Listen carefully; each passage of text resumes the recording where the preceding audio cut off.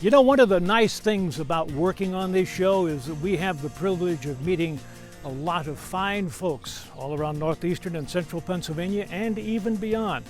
Not only to meet them, but to go and visit with them personally, to take a look at some of the places that they own and operate. So come on along with us back down memory lane to a look back at some of the people and places of Home and Backyard. To one side, quietly working, is Mary Langhill, who with her husband opened the doors 65 years ago. Well, how old are you, may I ask? How old am I? May I ask that question? Yeah, I'm 92. I'll be 93 in July. I was born 1922. And you're still doing this? Yeah, and I love to do it. And she shows no signs of stopping.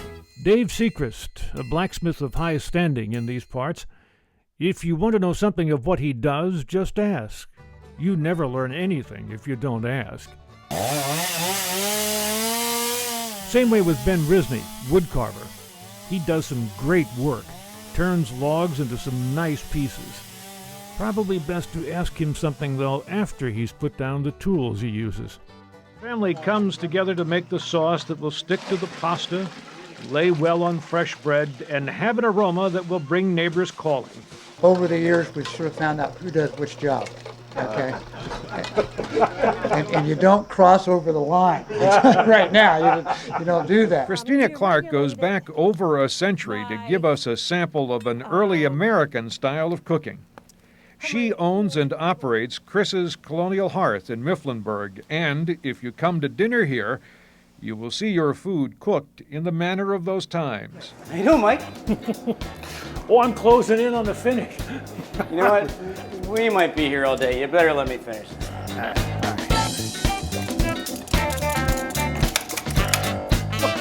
Step back a little bit, Mike. There we go. Don't invite me over to try this at your home.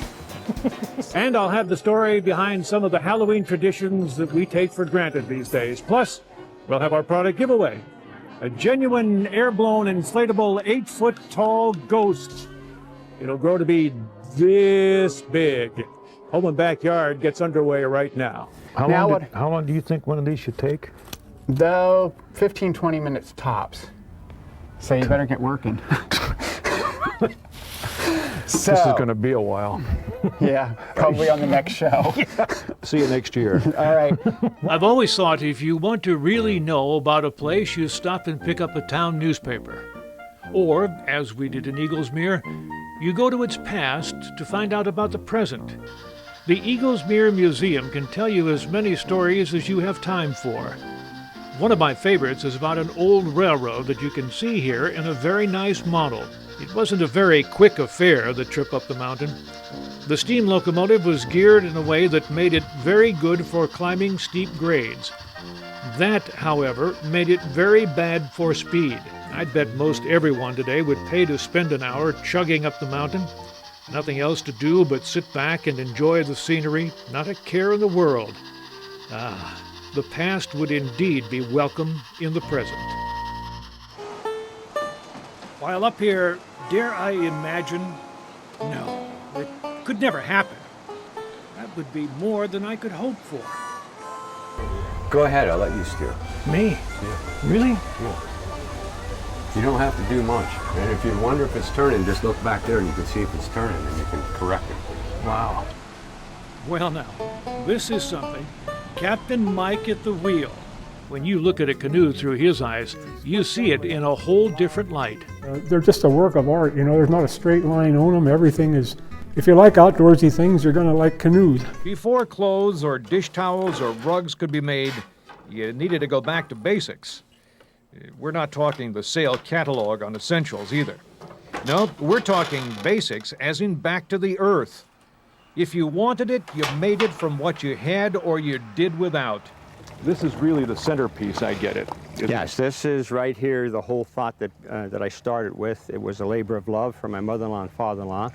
And they, all their life, went down to St. Anne's Shrine, and that was their favorite saint, St. Anne.